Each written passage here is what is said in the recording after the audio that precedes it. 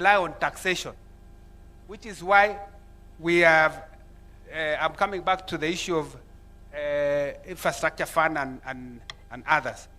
So, honorable members, the next slide shows where we have come and where we want to go. On the right side is where we are aiming to go with the reforms that I've indicated: national tax policy, medium-term revenue strategy, and all the measures to drive to increase the revenues. We want to reverse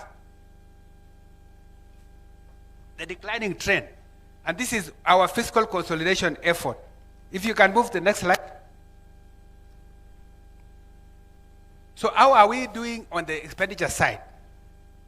You may have seen, and this could be reflected in the budget, we try to rationalize and reduce what we call non-essential expenditures. But sometimes it's very difficult to convince someone that travel is not essential. Because sometimes yourselves you have to travel abroad. But it's a candidate for budget cut when it comes to travel or training.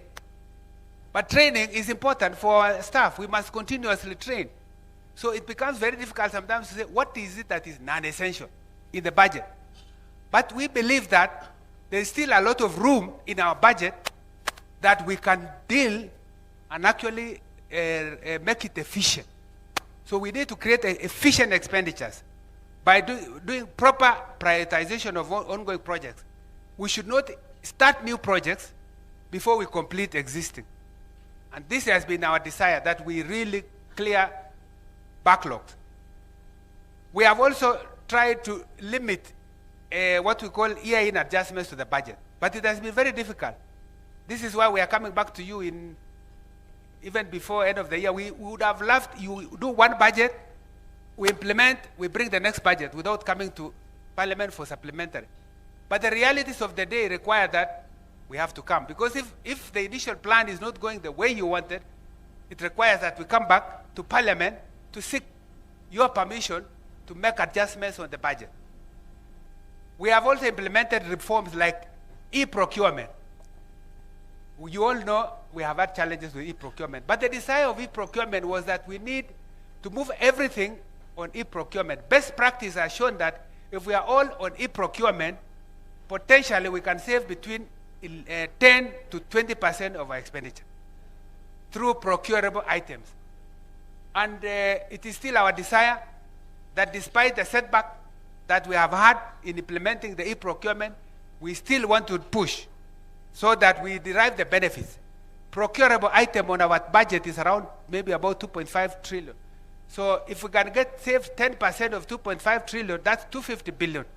That's very good money. Then we are using now PPPs. Instead of coming back, any commercially viable project, we use PPP option. That's why on this expressway to Nakuru, we opted, instead of allocating in the budget, we allow a PPP. We have a company that comes in, gets a concession hearing for 30 years, makes use of the road, and I think that is a better way. We are also trying to clean up the payroll system.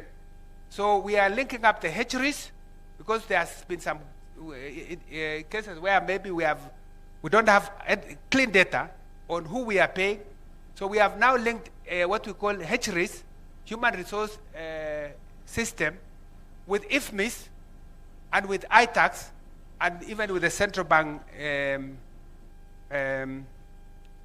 system. Then we are doing a lot of ongoing digitization and re-engineering of the pension scheme. In fact, no pensioner now can be paid if you are not registered online and with biometric. And we are going to, and we have locked out those who have not registered. And the pension department is already pointing out that there are savings from that reform. Next slide. We have also moved away from cash basis to accrual accounting.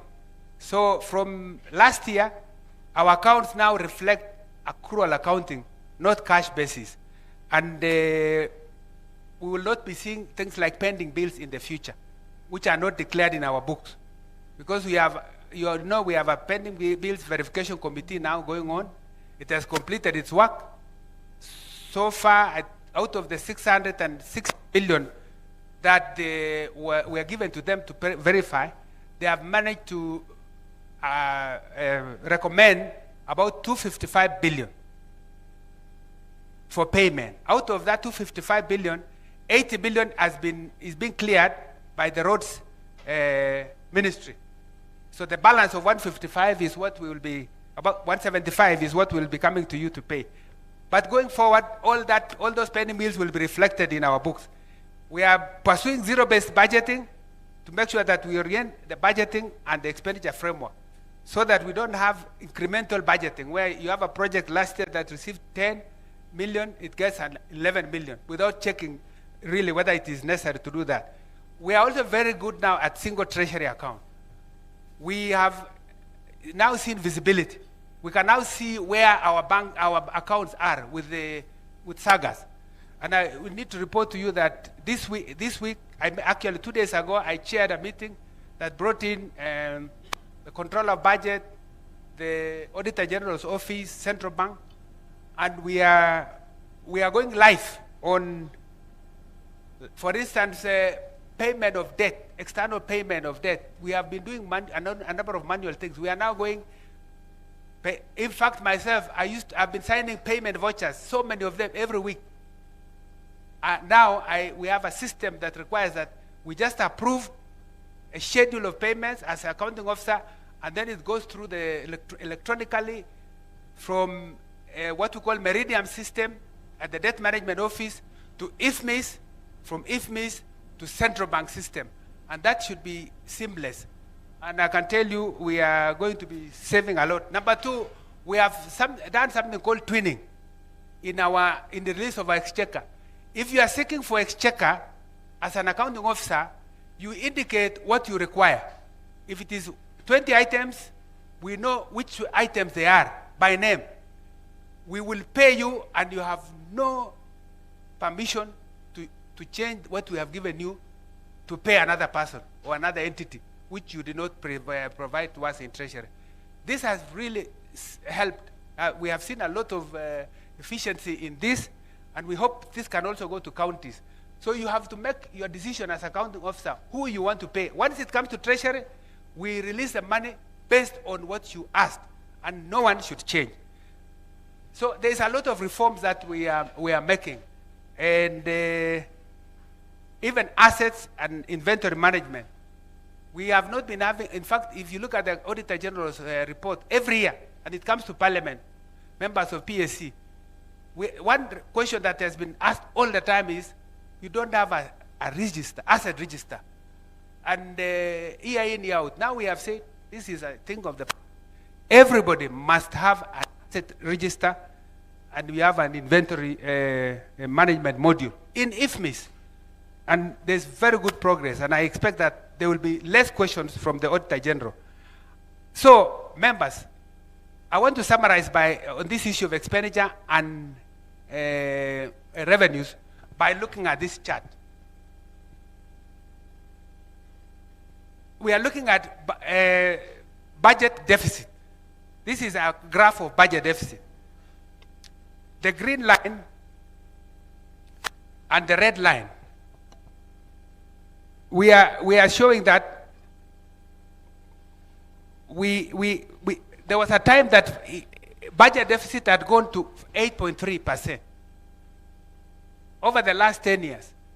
And we are saying we want to reverse it through fiscal consolidation by making sure that we aspire a situation where we can balance our budget over the medium term to avoid further accumulation of debt. Because if we can manage revenues and expenditures, then we don't need to take debt.